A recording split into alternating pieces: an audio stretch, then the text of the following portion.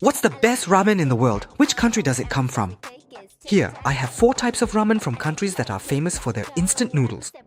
Korea, Japan, Thailand, and Indonesia. I'm not just going to eat them as they are. I'm going to use some very simple ingredients to turn them into a truly delicious recipe with the best combinations.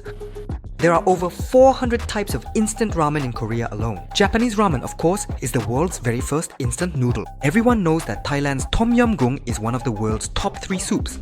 And Indonesian ramen is said to be the #1 bestseller in the world. So, which country's ramen will be the most delicious? This is Shin Ramyun, the most popular ramen in Korea. The aroma of this green onion will elevate the flavor of Korean ramen by several levels. I'm putting in exactly 500 milliliters of water. No Korean ever follows the water measurement on the package. Add the soup packet and then the noodles. Koreans often debate whether to add the soup or the noodles first, but honestly, it doesn't really matter.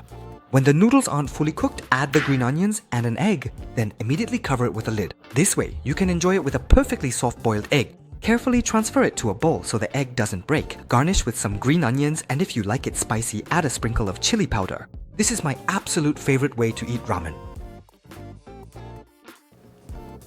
Mixing the egg yolk with the noodles mellows out the spiciness, making it creamy and full of umami flavor.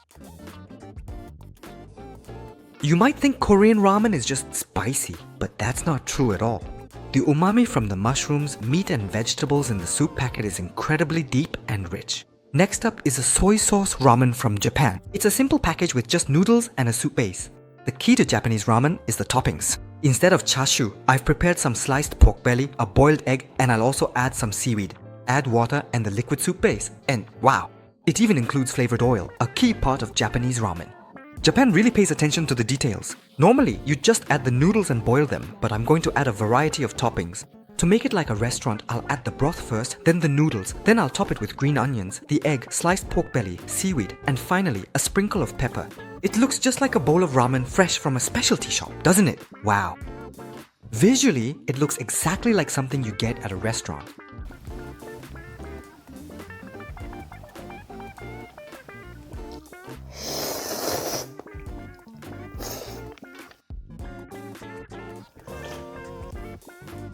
I'm genuinely surprised. Japanese ramen is one of my top 5 favorite foods. Honestly, I was skeptical that an instant noodle could replicate the deep, slow-simmered broth of authentic ramen. But it's surprisingly similar. It has that deep, slow-cooked broth flavor. And the quality of these noodles is also much better than I expected.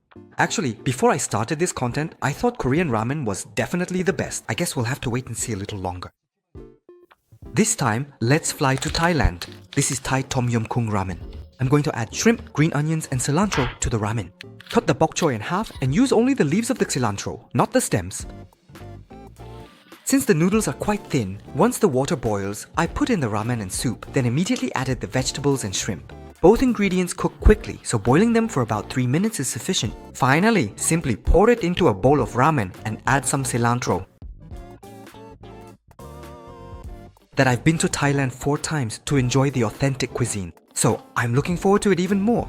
It definitely has a completely different and distinctive scent, mainly because fresh ingredients are always used.